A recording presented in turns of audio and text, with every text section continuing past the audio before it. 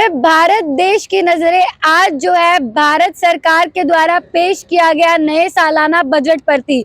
मैं आपको बता दूं कि वित्त मंत्री निर्मला सीतारमण ने ये बजट पेश किया और भारत देश का ये 75वां सालाना नया बजट है जो कि आज पेश किया गया। इसमें जो भारत की जनता है उसके लिए कुछ चीजें राहत की रही, कुछ चीजें नहीं रही। कुछ चीजों को जो है बढ़ाकर महंगा कर दिया गया और कुछ चीजों को सस्ता कर दिया गया। अगर मैं बात करूं तो सबसे ज्यादा जो फायदा होने वाला है वो मध्यम वर्ग के लोगों को होने वाला है, क्योंकि 8 साल बाद जो इनकम टैक्स का स्लैब हुआ करता था जिसपे एक व्यक्ति को 5 लाख से अगर उसकी ज्यादा आय हो तो इनकम टैक्स भरनी पड़ती थी, उसको बढ़ाकर 7 लाख कर दिया गया है। जी हाँ, अब अगर आप 7 लाख रुपए कमाते हैं तो नए स्लैब के हिसाब से आपको 7 लाख रुपए तक कोई भी इनकम टैक्स भरने की जरूरत नहीं है।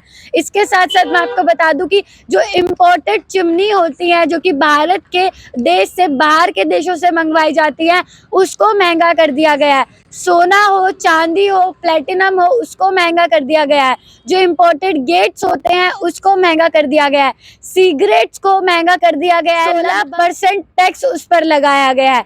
अगर मैं बात करूं तो क्या चीजें सस्ती हुई हैं तो मैं आपको बता देती हूँ कि फोन, कैमरास, टीवी, इलेक्ट्रॉनिक्स की जितनी भी आइटम होती हैं वो सारी सस्ती कर दी गई है।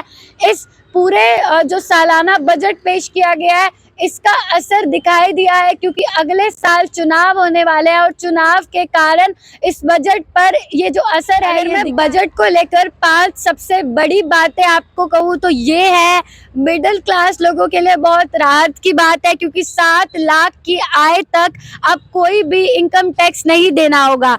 निचले तबके के लिए गरीब कल्याण अन्न योजना में मुफ्त अनाज 1 साल और मिलेगा। युवाओं के लिए स्टार्टअप फंड और 3 साल तक भत्ता मिलेगा। आदिवासी क्षेत्र के लिए एकलव्य स्कूलों के लिए 38,800 टीचर्स अपॉइंट किए जाएंगे। आदिवासी गांव के विकास के लिए 15,000 रुपए खर्च किए जाएंगे। महंगा सस्ता मैंने आपको पहले ही बता दिया है।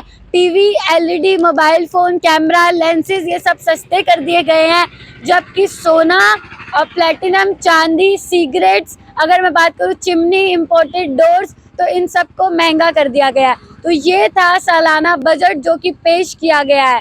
मैं आपको बता दूं कि हरियाणा को इस बजट से इतना ज़्यादा फायदा नहीं होगा। हरियाणा की जो जनता है वो काफ़ी ज़्यादा निराश दिखाई दे रही है, लेकिन दूसरी तरफ हरियाणा के जो सीएम है उन्होंने इस पूरे बजट की सराहना की है और उनका कहना है कि सीएम ने कहा है कि बजट में कुछ ऐसी घोषणाएं हुई हैं जिससे हरियाणा को सीधे तौर पर लाभ मिलेगा।